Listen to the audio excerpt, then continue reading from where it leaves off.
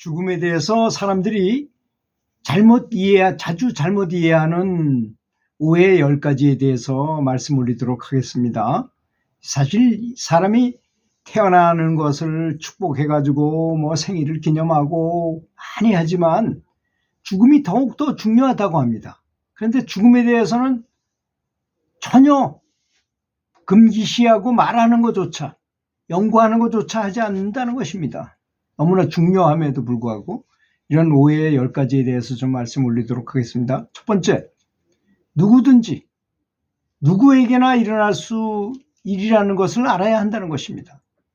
어느 누구도 죽음은 피할 수 없고 가까운 사람의 부음을 수시로 직면하게 되지만 죽음을 자기 자신의 문제라고 생각하지 않아요.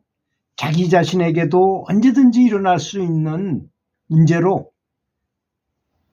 그걸 심사숙고해서 관심 있게 생각하고 조사하고 연구하는 사람은 찾아보기 어렵다는 것입니다. 두 번째는 관심이 없다는 것입니다. 죽음에 대해서. 현대인들은 자동차 사고라든지 불치병 등에 대해서 대비하기 위해서 보험을 든다든지 정기적인 차량 검사를 받기는 하지만 정작 가장 중요한 자기 죽음에 관해서는 아무런 관심도 없고 준비도 전혀 하지 않는다는 것입니다. 세 번째, 아무런 준비도 하지 않는다는 것입니다. 대다수의 사람들은 마음의 준비가 전혀 없는 그런 상태로 사랑하는 사람의 죽음과 자기 자신의 죽음에 임하고 있는 그런 참 어이없는 실정이라는 것입니다. 네 번째, 죽음을 아주 금기시한다는 것입니다.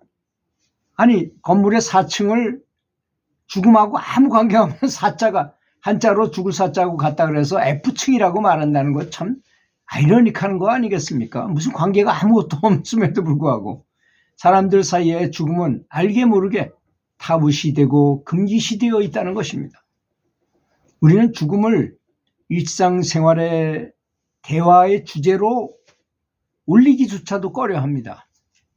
죽음을 입에 올리면 재수 없다고 말하는 사람도 많이 있어요. 사람들은 죽음을 타부시하여 아무 생각 없이 죽는다고 말할 수 있을까요?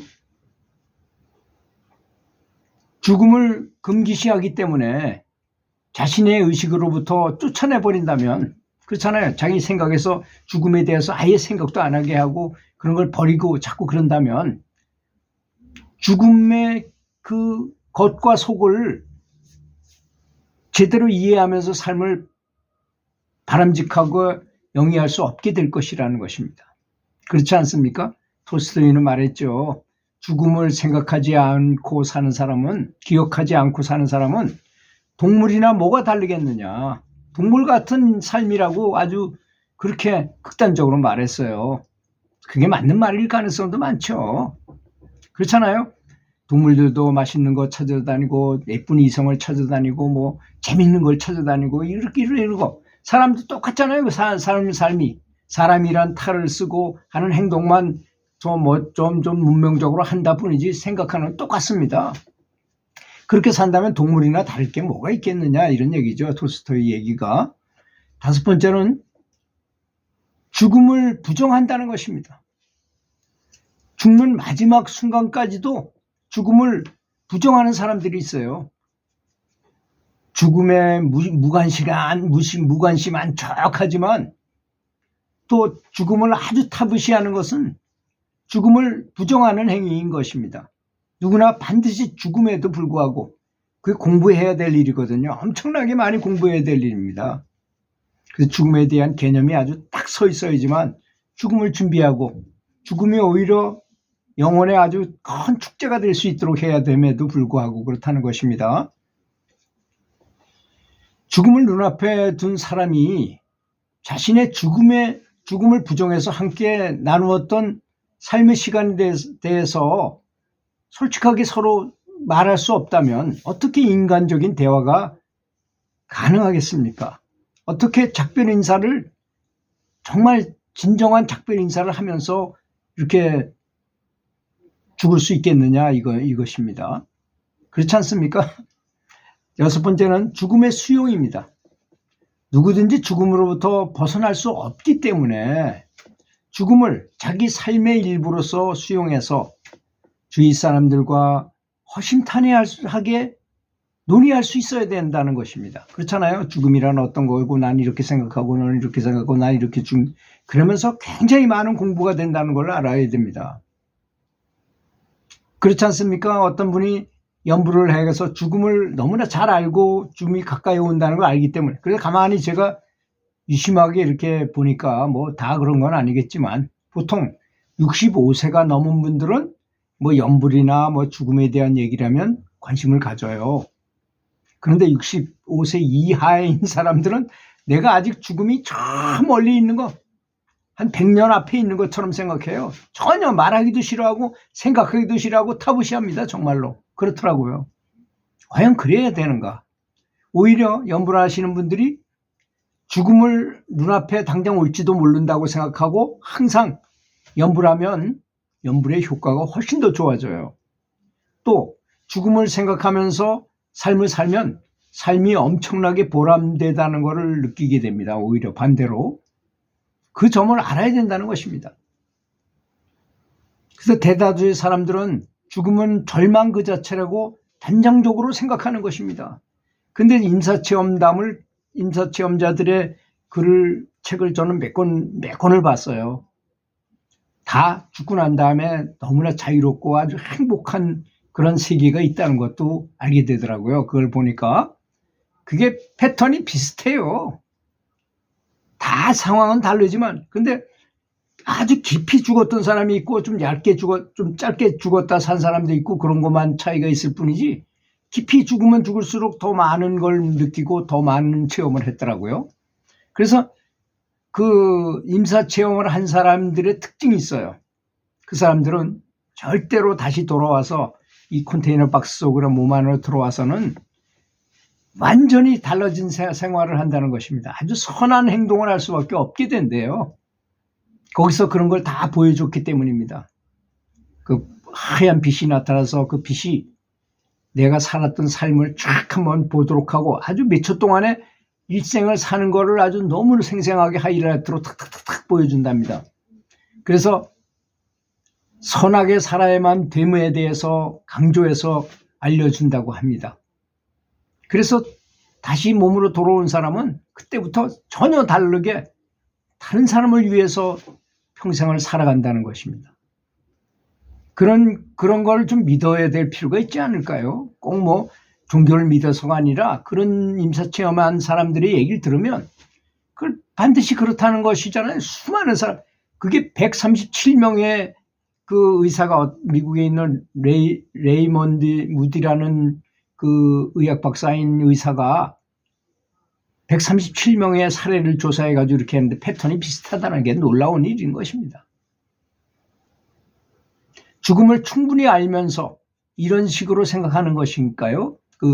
절망자체라고 생각하는 사람들이 사실 사람들은 죽음에 대해 충분히 아는 것이 없기 때문에 일체의 선뿌는 판단을 일단 유보해 보는 게 어떻겠는가. 선뿌는 판단이라는 게 뭔가 자살한다든지 이런 걸 말하는 거죠. 일곱 번째, 죽음은 두려운 현상이라고 사람들은 섣부르게 단정한다는 것입니다. 만일 누구나 죽음을 두렵게 생각한다면 죽음은 응당 두려운 현상이라고 말할 수 있을 것입니다. 그러나 대부분 사람들이 죽음을 두렵게 여기는 것일 뿐 모든 사람이 그렇게 생각하는 것은 아니라는 것입니다. 예를 들어서 연부를 많이 해가지고 공덕이 많은 분들은 돌아가실 때 아주 행복한 미소를 띠면서 남의 아불타불이 눈앞에 보인다는 말씀도 하시면서 행복하게 돌아가시기도 하거든요. 두려움은 죽음 자체로부터 연유한다기보다는 사람들이 그렇게 생각하는 것에 불과할 따름이라는 것입니다. 이 점을 알아야 된다는 것입니다. 여덟 번째, 죽음을 생각하기만 하면 허무하게 느껴진다고 생각하는 것은 이 세상에 대해 아무런 매력을 느끼지 못하는 사람은 자살 충동을 느끼기도 해요. 이거는 반대로 죽음을 많이 생각한 사람은 삶의 시간이 제한되어 있다는 것이잖아요. 누구나 그걸 확실하게 느끼게 되고 주어진 인생의 삶을 더욱 의미 있게 살고자 애쓰는 사람도 있는 것입니다. 그게 더 바람직한 거 아니겠습니까?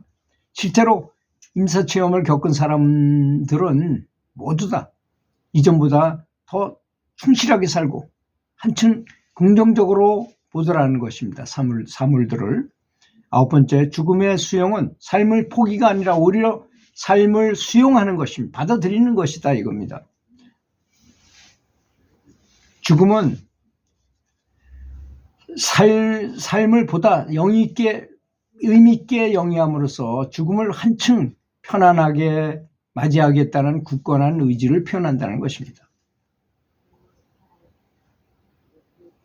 삶과 죽음은 둘이 아니라는 것입니다. 자기 생명을 자기 소유로 생각해서 자살하거나 자녀의 생명까지도 자기 것으로 착각해 동반 자살하는 것은 우리 사회에 자주 벌어지고 있는데 그것은 너무나 잘못된 생각이라는 것입니다. 자기 생명이든 자녀의 생명이든 자기 소유로 생각해서 함부로 해서는 절대로 안 된다는 것입니다. 자살은 생명을 살생하는 행위로 불교의 제1의 원리인 불살생의 계율을 범하는 가장 큰 죄를 짓는 그런 행위라는 것을 알아야 할 것입니다. 그 사람들이 자주 범하는 오해가 바로 죽으면 다 끝난다고 생각하는 것입니다. 전혀 그렇지 않습니다. 특히 자살하는 사람에는 엄청난 업보가 따른다는 걸 너무나 무거운 업장이 따른다는 점을 알아야 될 것입니다. 달라이라마라는 티벳의 오승이 말하기를 죽음이란 옷을 갈아입는 과정일 뿐이라는 것입니다. 영원히 육신의 옷만 갈아입는 것이라는 것입니다. 그래서 죽음에 대한 성찰을 하면서 연구를 하면 효과가 엄청나게 더 좋은, 왜냐하면 인생이 그렇게 많이 남은 것이 아니고 한정적이구나. 나한테 제한적으로 이렇게 남았으니까 정말로 더 열심히 실답게 아주 충실하게 연구를 해야 되겠구나. 이런 걸 더 많이 느끼기 때문이라는 것입니다. 들어주셔서 감사합니다.